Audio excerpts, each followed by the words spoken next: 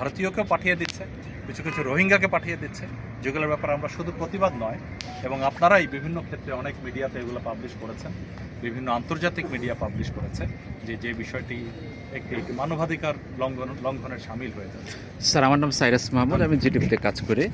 আপনি এর আগের একটা প্রশ্নের বলছিলেন যে নির্বাচন প্রসঙ্গে, সেক্ষেত্রে সরকারের পক্ষ থেকে যদি আপনাদের উপর কোনো অর্পিত দায়িত্ব আসে নির্বাচন নিয়ে, সামনের জাতীয় সংসদ নির্বাচনকে, তাহলে আপনাদের কী ধরনের প্রস্তুতি নিয়ে রেখেছেন বা আপনারা কি ভাবছেন সেটা নিয়ে?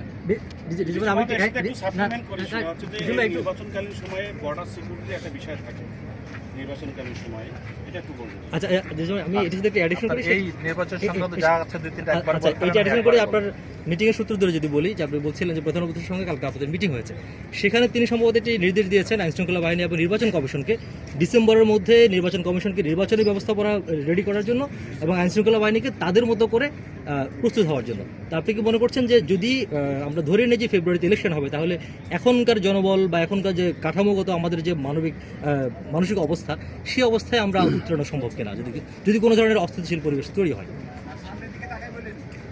আচ্ছা, তো ধন্যবাদ আপনাদের এই সমসাময়িক গুরুত্বপূর্ণ প্রশ্নের জন্য।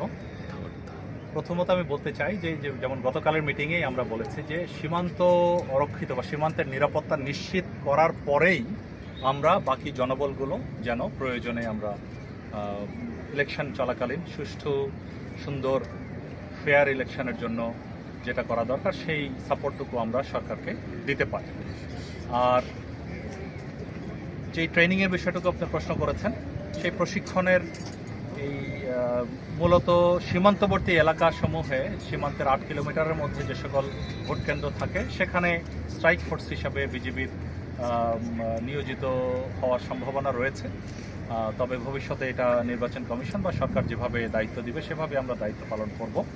এই ব্যাপারে এই ধরনের কোনো নির্বাচন কেন্দ্রে বা ভোট কেন্দ্রে যদি বিশৃঙ্খলা সৃষ্টি হয় কিংবা জনজীবনে নিরাপত্তার হানি ঘটে, সেজন্য শুধুমাত্র বিজিবি তো নয়, বিজিবির পাশাপাশি পুলিশ বাহিনী এবং আনসার, কোস্টগার্ড, সকল স্বরাষ্ট্র মন্ত্রণালয়ের অধীনে যেসব বাহিনী রয়েছে সকলকেই দায়িত্ব দেওয়া হয়েছে, এবং এই সকলকে নিয়েই গতকাল এই মিটিংটি ছিল, যেটা মাননীয় প্রধান উপদেষ্টার সভাপতিত্বে স্বরাষ্ট্র উপদেষ্টা মহোদয় সহ এবং স্বরাষ্ট্র মন্ত্রণালয়ের সকল ব্যক্তিবর্গ সহ এই মিটিংটি হয়েছে।